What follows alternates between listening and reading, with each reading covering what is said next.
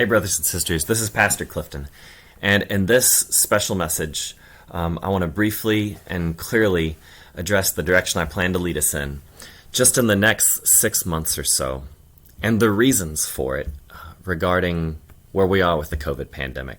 I'm thinking more farther out into the future than 6 months in terms of the ministry of our congregation, but this video is just about sort of the present context and the coming months.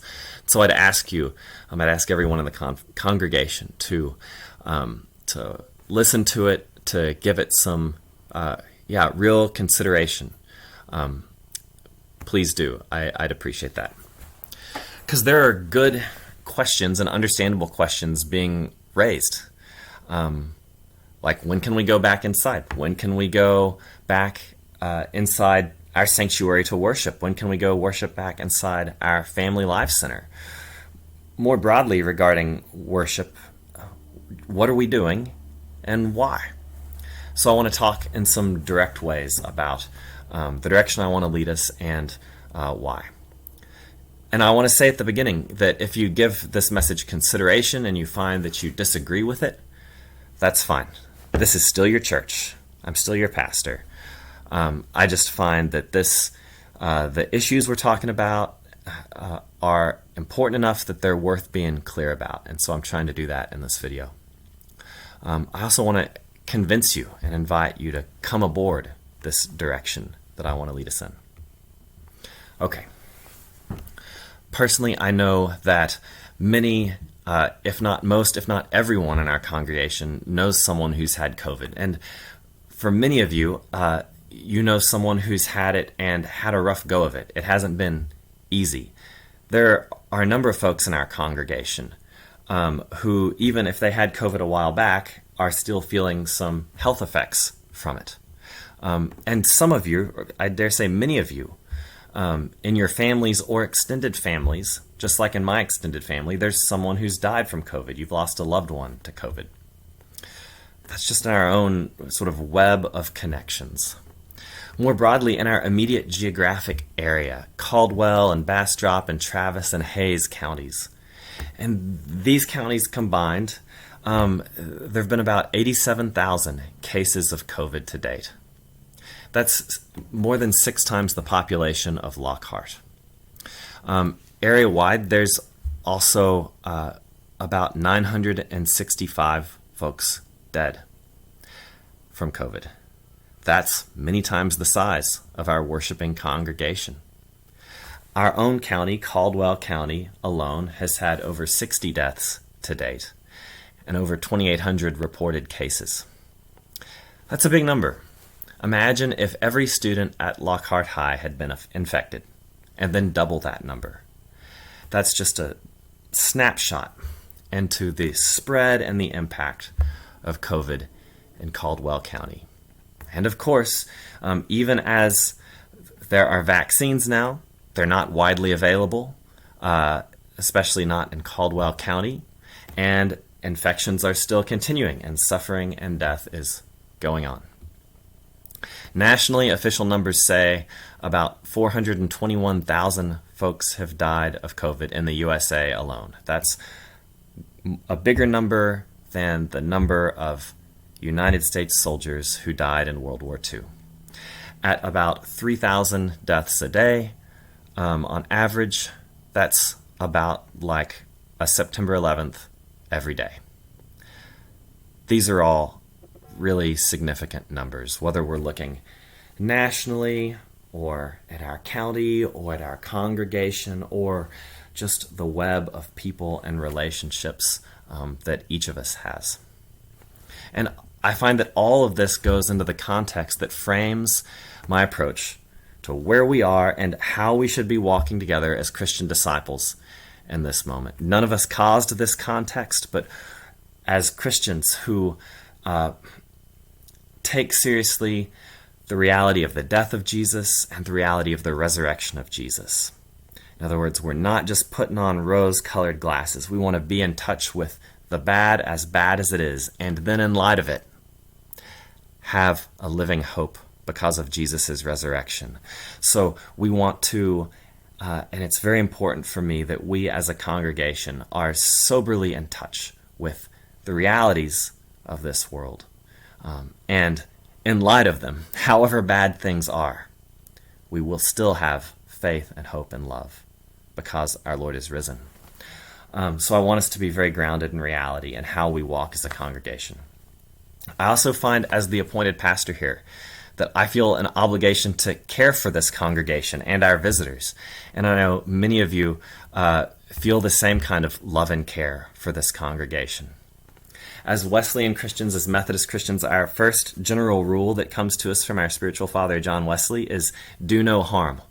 You may know the other two. They are do all the good you can and attend upon all the ordinances of God. But this first one, do no harm, seems to me to flow very directly from Jesus' love command to love God and love neighbor.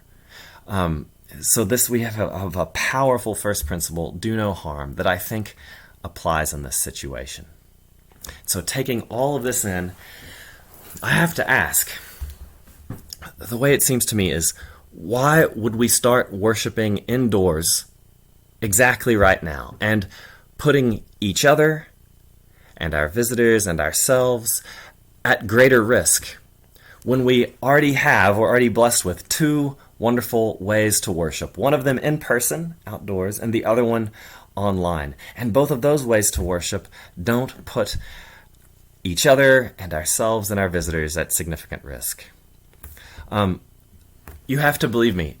If you are longing to be indoors and worship, I'm with you. I wouldn't be a pastor if I didn't love gathering with brothers and sisters in sanctuaries and places indoors to worship. And all things being equal, I love to worship in places where I don't get rained on. Those of you who were there at in-person worship last Sunday, you know we got drizzled on. After the service, I found myself with a paper towel wiping raindrops from between the keys of our electric keyboard. So I feel you. I want to be indoors. Also, I just want to acknowledge that different churches are taking different paths and doing different things in this moment. Many of the other churches in Lockhart are worshiping indoors right now. And if I zoom back and look at different Methodist churches near us, some of them are worshiping indoors. Some of them are worshiping only online, and their facilities are even more locked down than ours. We're somewhere in the middle, and I want us to pursue a wise path in the middle to keep doing that, and one that is soberly in touch with the reality of COVID in the present. And we are blessed, I say again, with two wonderful worship services that we're putting together. Unlike many or most congregations, we're blessed in terms of our outdoors worship service with not just an acceptable place to worship, but a really beautiful place to worship outside. Our lovely lawn with the big Jesus statue. It's this iconic piece of artwork. A short walk from, the courthouse, from everything in downtown Lockhart. It is a beautiful space together in worship, and I know many of you love worshiping there. And also, we're putting lots of our time and talents to putting together a high-quality online worship service, which some of it's recorded by me and others on location in our lovely sanctuary. And for about half of you, for about half of our congregation, that online worship service is the main way you're continuing to connect and worship with us. So, for all these reasons, the way I want to lead us in the coming months is this. Brothers and sisters, let's keep praising Jesus, outdoors and online, until there's enough vaccines available in Lockhart that really everyone who wants a vaccine can get it. And we will get there, and then we will go back into our sanctuary to worship and back into our Family Life Center to worship triumphantly, even victoriously, and with light hearts, without a lot of worry, with joyful hearts, and without taking part in the spread of this pandemic that's killing about 3,000 people in the U.S. each day. Outside and online, these ways to gather and worship are a winner in the present moment. And also, I want to say that our worship services And our in-person outdoor worship service in particular offers a significant public good here in Lockhart and here in Caldwell County. It's easy to walk to from our downtown.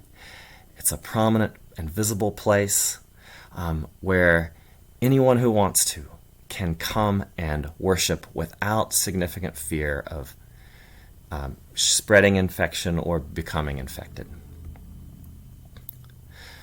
To our folks who are just feeling very antsy, very anxious, and really ready to come back inside to worship, first, I'll say again, I feel what you're feeling. I know this feeling myself. And the encouragement I want to offer is, we're almost there. We're going to get there. Let's hold the line.